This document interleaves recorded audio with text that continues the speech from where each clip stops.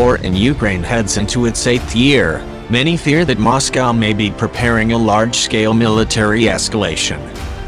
Over the past few weeks, American, European, and NATO allies, as well as Ukrainian officials, have warned that Russia has massed significant military forces and equipment near its border with Ukraine. This concentration is a continuation of a buildup that began in the spring of 2021.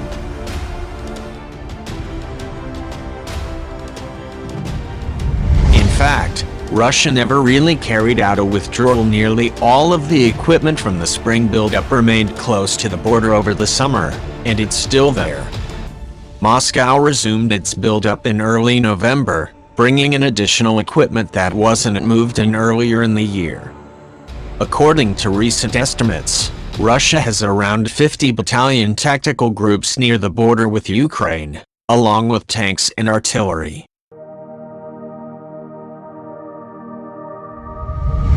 With the build-up ongoing, Western concern had reached a much higher pitch than in the spring. The tensions earlier this year culminated in a summit between Russian President Vladimir Putin and the U.S. President Joe Biden in Geneva in June, which led many to believe that the crisis had been averted. But, as previously mentioned, Moscow never fully pulled back its troops.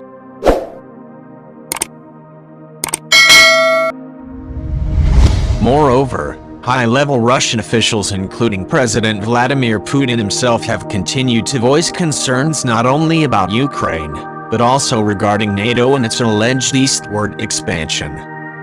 In recent weeks, Russian officials have made more specific, compelling demands, threatening to use force against Ukraine unless the Minsk agreements are implemented.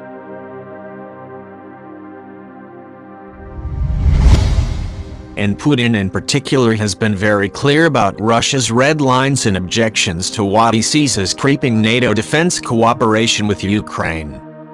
In this context, it appears as though Russia's objectives for spring buildup in the Biden-Putin summit remain unfulfilled. Indeed, Moscow failed to deter further defense cooperation and has now decided to up the ante once again, in a bid to make Western countries take their red lines seriously.